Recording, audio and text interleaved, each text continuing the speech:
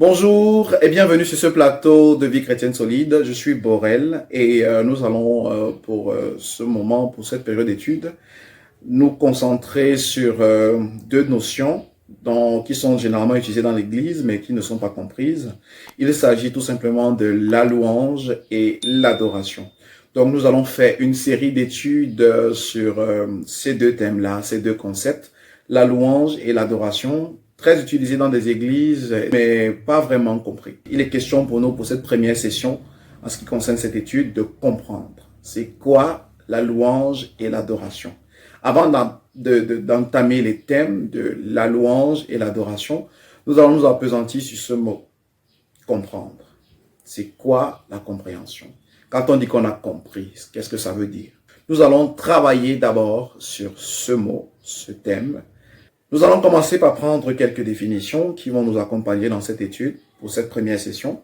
Le fait de saisir par l'esprit, l'intelligence ou le raisonnement quelque chose.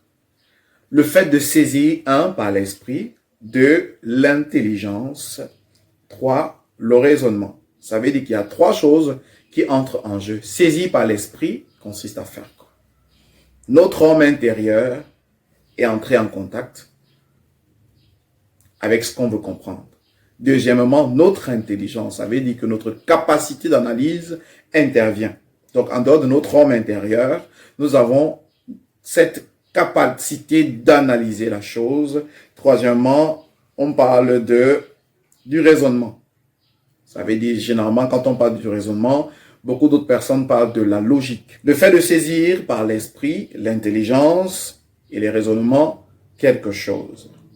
Nous prenons une deuxième définition. Saisir par l'esprit l'action ou le comportement de quelqu'un en entrant dans ses raisons, ses mobiles, participer à sa manière de voir et de réagir. Cette définition vous projette directement vers des personnes qui disent « Ah, on ne me comprend pas, je sais pas pourquoi dans cette maison, je suis incompris. Apparemment, je suis l'enfant le plus détesté dans cette maison. » C'est parce que ces personnes se disent, ok, on ne se met pas au même piédestal que moi. On ne voit pas les choses de la même manière.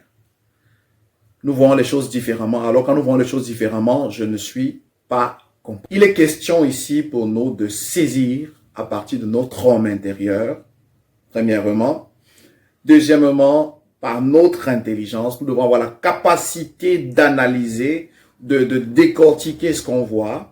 Ou encore parler de la logique. Est-ce que c'est valable? Est-ce qu'on peut l'intégrer dans la société? Est-ce que le fait d'avoir intégré une certaine notion dans la société est acceptable? Alors, lorsqu'on est à ce niveau, on a compris. Qu'est-ce que la Bible dit en ce qui concerne la compréhension? 2 Pierre, chapitre 3, du verset 13 au verset 16. Laissez-moi faire la lecture pour vous. Mais nous attendons, selon sa promesse, de nouveaux cieux et une nouvelle terre, où la justice habitera. C'est pourquoi, bien-aimés, en attendant ces choses, appliquez-vous à être trouvés par lui sans tache, irrépréhensibles dans la paix. Croyez que la patience de notre Seigneur est votre salut, comme notre bien-aimé frère Paul vous l'a aussi écrit selon la sagesse qui lui a été donnée. C'est ce qu'il fait dans toutes les lettres où il parle des choses dans lesquelles il y a des points difficiles à comprendre, dont les personnes ignorantes et mal affermies tordent le sens comme celui des autres écritures pour leur propre ruine. Ici, l'apôtre Pierre parle de l'apôtre Paul. Il parle de l'apôtre Paul et de ses écrits. Généralement, l'apôtre Paul était un véritable gros docteur de la loi. Il dit que l'apôtre Paul parle des choses difficiles à comprendre. Et ceux qui ne comprennent pas le sens de ce que l'apôtre Paul veut dire, par exemple, tordent le sens, c'est ce que le verset 16 nous dit, tordent le sens pour leur propre ruine. C'est pourquoi nous devons retourner à la définition que j'ai donnée précédemment, le fait de comprendre par l'esprit, l'intelligence et la logique. Vous voyez, même l'apôtre Pierre parle de l'apôtre Paul cette fois-ci, qui enseigne des choses qui sont difficiles à comprendre. Lisons encore 1 Pierre chapitre 3, versets 1 à 2. Femmes, Soyez de même soumises à vos maris, afin que si quelqu'un n'obéisse point à la parole, il soit gagné sans parole par la conduite de leurs femmes, en voyant votre manière de vivre chaste et réservée. Vous voyez, le texte de 1 Pierre, chapitre 3, le verset 1 à 2, nous dit que si on n'a même pas compris par la parole, si on est même incapable d'expliquer un certain nombre de choses, on peut faire comprendre ce qu'on veut dire par les actes. Vous voyez, c'est une autre dimension de la compréhension. L'apôtre Pierre parle de l'apôtre Paul, parlant des choses difficiles à comprendre. Ici, dans le chapitre 3 du premier livre de Pierre, la première lettre de Pierre, il parle d'exprimer ce qu'on ressent par la conduite. On va voir pareil dans un autre texte, le texte d'Éphésiens. Dans le texte d'Éphésiens, le chapitre 3, du verset 14 au verset 21, assez longue lecture. À cause de cela, je fléchis les genoux devant le Père, duquel tire son nom toute famille dans les cieux et sur la terre, afin qu'il vous donne, selon la richesse de sa gloire, d'être puissamment fortifié par son esprit dans l'homme intérieur, en sorte que Christ habite dans vos cœurs par la foi, afin qu'étant enraciné et fondé dans l'amour, vous puissiez comprendre avec tous les saints quelle est la largeur, la longueur, la profondeur et la hauteur, et connaître l'amour de Christ qui surpasse toute connaissance, en sorte que vous soyez remplis jusqu'à toute la plénitude de Dieu. Or, à celui qui peut faire, par la puissance qui agit en nous, infiniment au-delà de tout ce que nous demandons ou pensons, à lui soit la gloire dans l'Église et en Jésus-Christ, dans toutes les générations, au siècle des siècles. Amen. Ici, c'est l'apôtre Paul qui écrit à l'Éphèse, au peuple d'Éphèse. Il parle encore ici de la compréhension.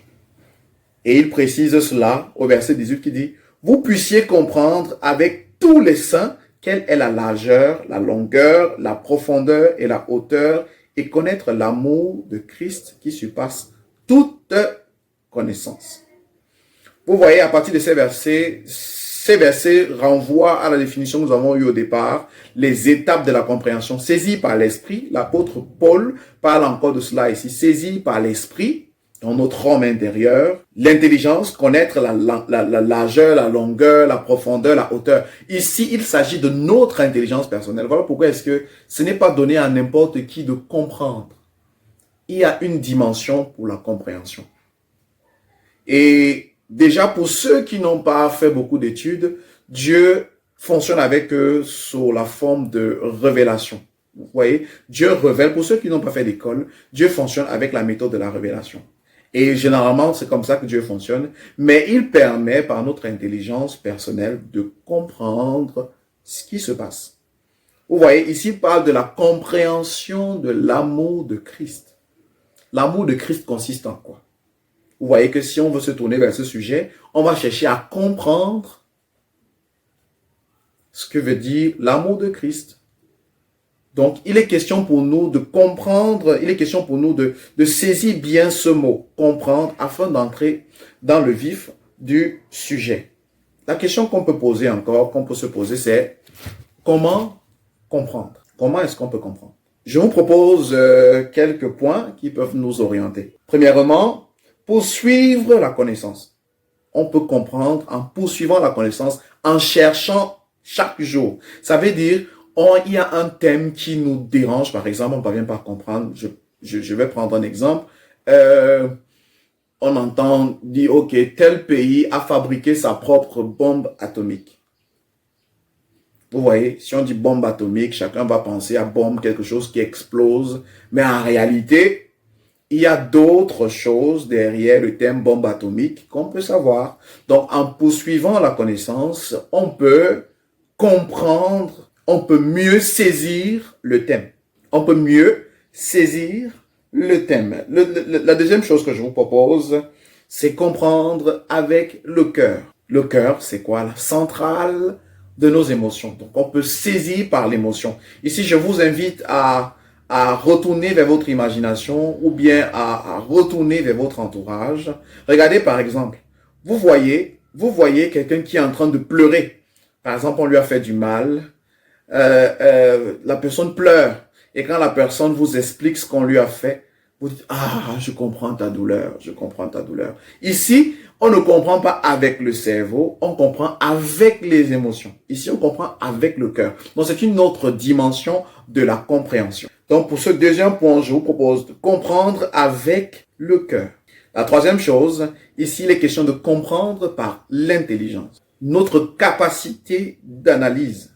À quel point est-ce qu'on peut analyser une situation? Là, on peut aussi dire qu'on a compris. Il est question, premièrement, de poursuivre la connaissance. Deuxièmement, comprendre avec le cœur. Troisièmement, de comprendre par l'intelligence. Si on peut avoir saisi ces différents points, on peut donc aller dans le vif du sujet qui est de comprendre la louange et l'adoration. Maintenant, je vous dis au préalable, quand on a compris, qu'est-ce qui se passe? Quand on a compris, premièrement, on exprime le besoin. Par exemple, si on a compris la louange et l'adoration, quand on a compris, on exprime le besoin. Ici, on ne loue plus ou on adore plus parce qu'on nous a demandé de le faire. On adore par besoin. C'est lorsqu'on a compris que ce type de sentiment peut être généré en nous. Quand est-ce qu'on a besoin de louer? Quand est-ce qu'on a besoin d'adorer? Ça, c'est le deuxième point. Ça génère, quand on a compris le premier point, quand on a compris, ça génère en nous le besoin. Le deuxième point, c'est que quand on comprend quand est-ce qu'il faut louer, ou bien quand est-ce qu'il faut adorer, quand est-ce que j'ai besoin de louer, quand est-ce que j'ai besoin d'adorer. Le troisième point, c'est que dois-je faire? Ça, ce sont les conséquences. Que dois-je faire pour louer? Que dois-je faire pour adorer? OK? Et le quatrième point, comment adorer et comment louer. Donc, lorsqu'on a compris le concept de la louange et l'adoration, la conséquence principale, les conséquences qui peuvent découler du fait d'avoir compris la louange et l'adoration sont tout simplement le besoin, on exprime le besoin de louer ou et d'adorer. Le deuxième point, c'est quand est-ce que je dois louer? Quand est-ce que je dois adorer? Le troisième point, qu'est-ce qu'il faut? Comment est-ce que je dois adorer? Comment est-ce que je dois louer? Le quatrième point, comment louer et comment adorer? Là, c'est lorsqu'on a compris. La louange et l'adoration sont deux activités éternelles. Vous savez, il y a un pasteur que j'ai beaucoup écouté qui parlait de son mentor. Son mentor lui disait toujours, lorsque tu vois quelque chose qui est éternel, comprends qu'il y a Dieu dedans. Il faut t'intéresser à ce qui est éternel. Quand tu t'intéresses à ce qui est éternel, ça veut dire qu'il y a Dieu dedans. Donc, il serait mieux maintenant, avant de se lancer dans cette activité, il serait mieux de comprendre avant de se lancer. Et la parole de Dieu nous dit que l'adoration et la louange sont deux activités éternelles. Ça veut dire que même après le retour de Jésus, ces deux concepts-là vont perdurer. Étant dans le ciel, nous allons louer, nous allons adorer le roi des rois. Donc, je vous propose, je vous recommande de suivre le tome 2, parce que ça c'est la première édition. Cette première séance était question pour nous il était question pour nous d'appréhender la notion de la compréhension. Lorsqu'on a compris, on peut aller dans le vif du sujet, parce que je peux vous parler de la louange et l'adoration. Pour vous, ça va être une étude de plus. Mais le but de Vie chrétienne solide de cette chaîne n'est pas de donner une étude de plus, et de permettre aux personnes qui regardent, qui sont abonnés à cette chaîne ou qui regardent les vidéos, d'être transformés. Voilà pourquoi est-ce qu'il est question pour nous de comprendre d'abord avant de se lancer dans le vif du sujet. Alors, dans le tome 2, nous allons effectivement parler de l'adoration. Nous allons commencer par l'adoration. D'ici là, que l'Éternel vous bénisse.